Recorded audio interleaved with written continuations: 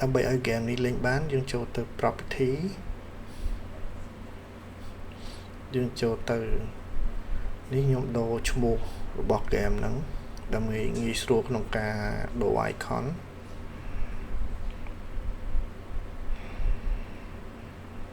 យើងចូលទៅ comparison ហើយយើង click យក fork and user specific Steam Play យើងចូលទៅ GT Proton version ចុងក្រោយដែលយើងបាន download រួចរាល់ការ set up នេះចប់ហើយយើងគ្រាន់តែបិទទៅហើយយើងចូល game យើងនឹងលេងបានadwork យើងអាចផ្លាស់ប្ដូរបានប៉ុន្តែយើងអត់ទាន់ដូរទេយើងតេស្តចូលទៅលេង game សិនវាត្រូវការពេលបន្តិចដើម្បីយើង load file មួយចំនួនទាក់ទងមួយ plugin របស់ game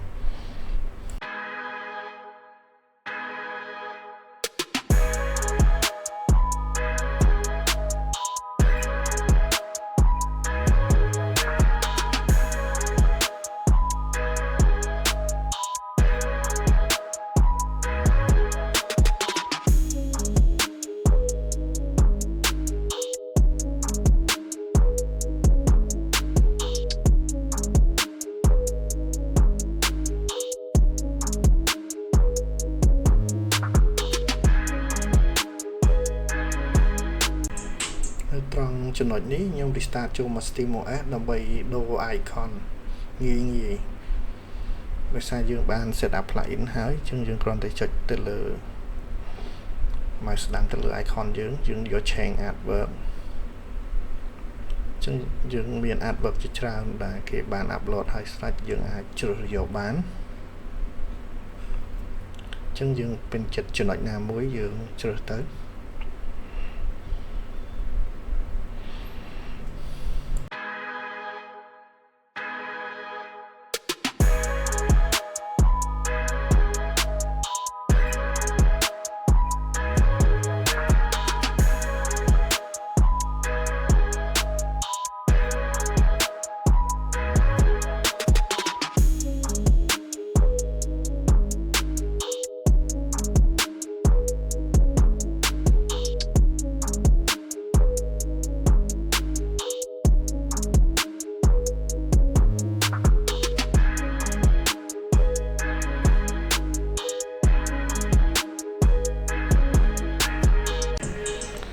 ចំណុចសំខាន់ដែលយើងលេង game PC នៅលើ SteamOS បានគឺនៅត្រង់ Proton នេះ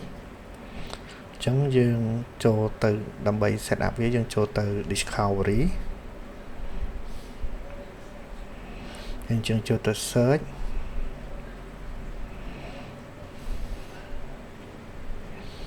ហើយយើងវាយពាក្យ Proton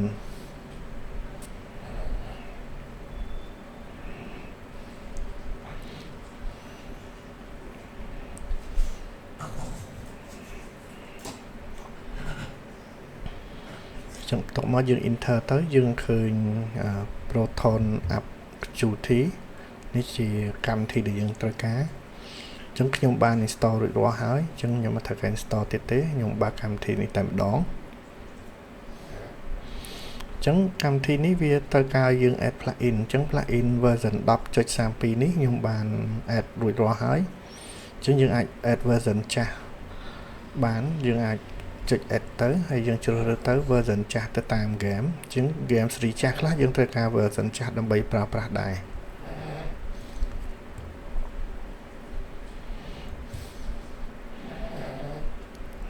ដូចជាខ្ញុំសាកតេស្ត add plugin នេះចាប់ផ្ដើម download ហើយវារៀងយូរបន្តិចដោយសារ file plugin មួយវាធំដែរ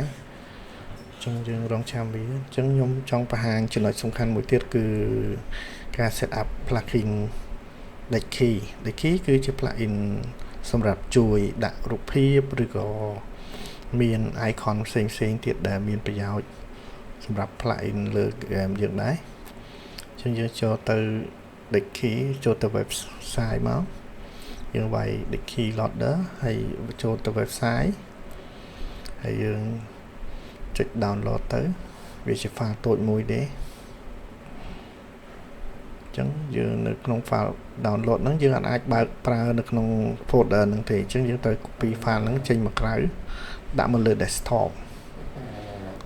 ហើយយើងដាក់ desktop ហើយយើង double click ទៅវានឹងមានទាមទារ password អញ្ចឹង password នេះជា password desktop mode របស់យើងដែល admin អញ្ចឹងយើងចូលទៅក្នុង setting របស់យើង system setting ហើយយើងចូលទៅរក user